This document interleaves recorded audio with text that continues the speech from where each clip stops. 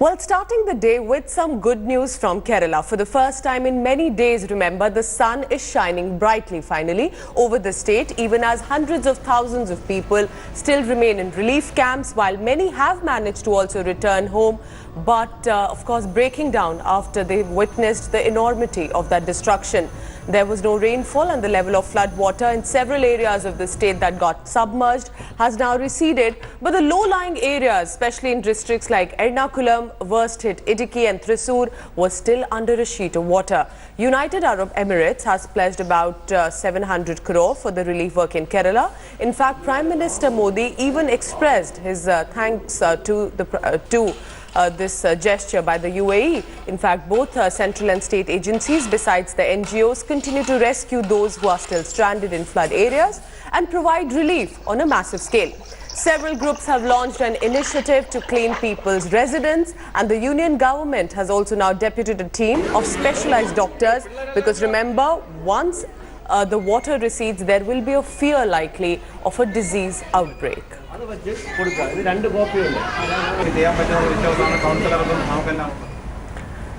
But apart from the homes, it is the Kerala International Airport which was battered by the rainfall days ago and continues to be in ruins. The airport, which boasted of a green infrastructure, is now in shambles. India Today's Ankit Tyagi has this report.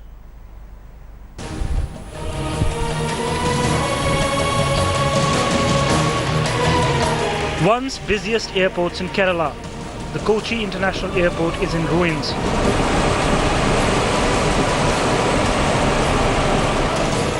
As unprecedented rainfall wreaked havoc, the Kochi airport was flooded as the gushing water shattered walls and submerged runways.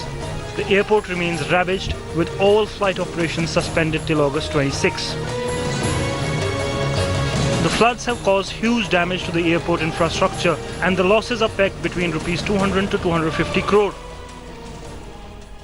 The major challenge lies in that we have to reconstruct the perimeter security wall. We have lost 2.6 kilometers of wall, and that is the biggest challenge. But we sure that we can achieve the target.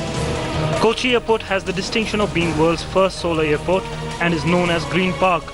The floods destroyed 20% of solar panels, while 4 out of 8 power storage plants are defunct now. We have lost somewhere between 10 to 20% of the panels, but some circuital technical issues is there, and we hope that we can overcome. 20% of the total solar panels have been damaged, and there has been extensive damage to the circuit and the power storage capacity of the Kochi airport. Now, what has also happened is that it is going to take at least a month for these solar panels to be replaced and the entire circuit to be checked so that it can generate once again 100% capacity for the power consumption of the Kochi airport.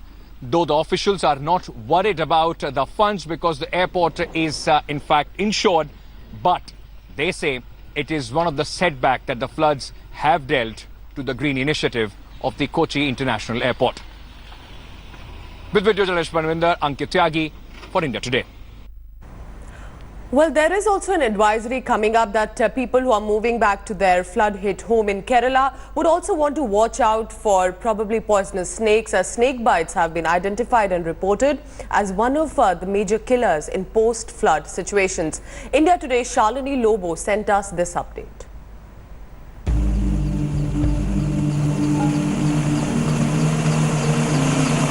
Wide-scale devastation.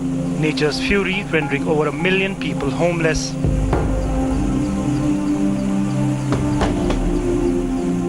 Abandoned homes are no longer safe places. A trail of destruction, deadly snakes and insects waiting to strike.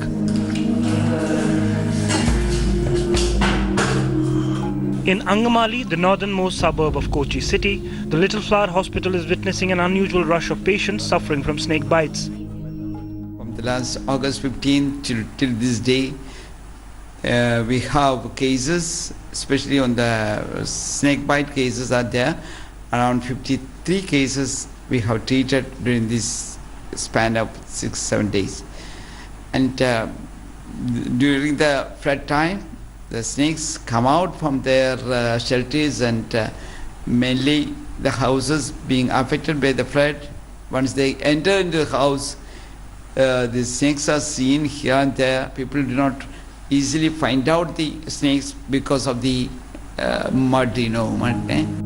It costs somewhere between 10,000 to 25,000 rupees to treat a patient, but this hospital isn't charging any fee. Once they come here, within the 6 hours, we are able to support them. But luckily, most of the bites are not poisonous. We observe them for 24 hours, and during that time we take their blood and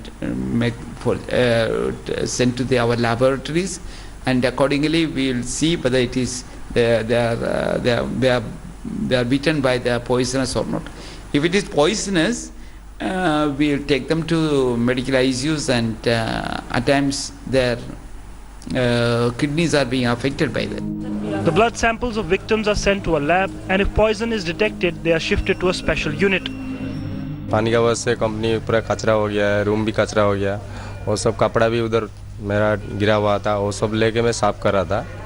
और पास में company के पास एक river है, और river में साफ़ करने time में पीछे से एक सांप मेरे को पकड़ लिया।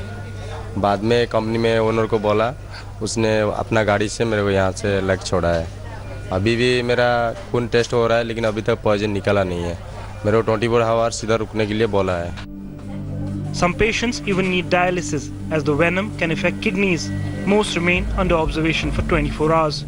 जब साफ कर रहा था उसी टाइम में पैर में ऐसे कुछ लगा, मेरे को नहीं मालूम था साफ था। हम उधर जाके सामने एक जड़ी बूटी का काम करने वाला उधर जाके थोड़ा दवा लगाया, लेकिन दवा लगा के थोड़ा 5 मिनट उधर बैठा तो बेहोश होके गिर पड़ा।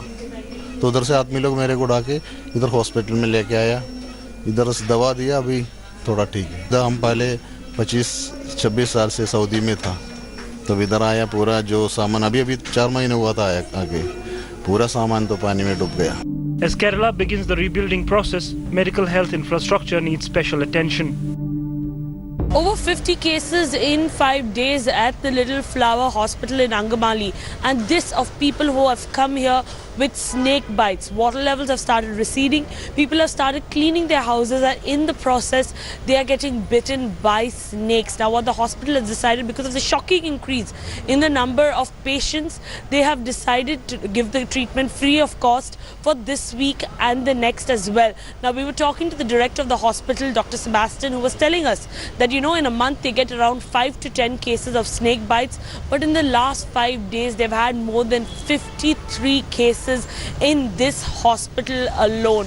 People who are cleaning out their houses must take care and ensure that they have to be careful. Snakes might have entered their houses while the water levels were high, and now amongst all the muck they might not be able to see them hidden in cabinets, in shelves, in cupboards.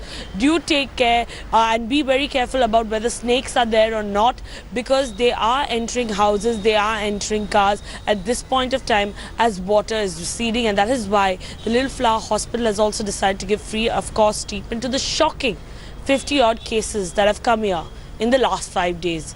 With video journalist Divyan Rajkumar, Shalini Lobo in Angamali for India Today. So clearly snake bite is something definitely to watch out for. And remember, over 300 people already have died in Kerala's devastating floods, and as rainfalls have stopped, politics has now started to drown citizens' woes, because while the Congress party is training guns fire on the central government for its alleged stepmotherly attitude toward Kerala, it is Thiruvananthapuram Member of Parliament Shashi Tharoor who is in Geneva allegedly seeking funds for his state. It's open season for politics as people of Kerala are still trying to piece together their lives after the devastating floods in the state. The charge against the centre is that it's deliberately shortchanging Kerala in relief money to punish it for being a non-BJP state. The state of Kerala demanded 2,000 crores, but the Prime Minister has only given 500 crores. Indian National Congress asked if Kerala was a BJP-ruled state, the Prime Minister would have allotted full 2,000 crores. By giving a step-motherly treatment to Kerala in this hour of need and in this hour of disaster, Prime Minister has once again reflected his anti-federalism mindset. यहाँ से ये संघ परिवार वाले, वही विभाजन वाली, वही नफरत वाली, वही सांप्रदायिक वाली वो बातें लिख रहे हैं सोशल मीडिया पर, और एक भी बीजेपी की लीडर, एक भी आरएसएस की लीडर एक बात नहीं बोला उसके खिलाफ, और आज आरएसएस बयान दे रही मदद करो। Ironically, the Congress's attack comes at a time when their own MP from the state, Shashi Tharoor, is away in Geneva at a time when his constituency, Thiruvananthapuram, is struggling. He says it's to seek financial aid. At the moment, almost 1 million people living in relief camps who have to be rehabilitated. So with these kinds of numbers, the challenge is much greater than in any recent disaster that India has had to deal with. And because of that, it's always useful to know what sort of international assistance is available. But while the Congress MP may quote financial help as the reason he's away from his own electorate when it needs him, the state government denies giving him any such mandate. Which brings us to the final key questions. Is this the time to try and politicize a human tragedy? Is the Congress simply fishing in troubled waters to attack the centre? And if the party is so concerned about Kerala, shouldn't they be better off advising their own MP to look after his constituency? With Nagarjun, Gopikrishnan Unnithan and Shalini Lobo in Kerala, Bureau Report, India Today. Thanks for watching the video. For more such news and updates, please like, share and subscribe to India Today. Also check out our other great videos from our channel. We know you would love to.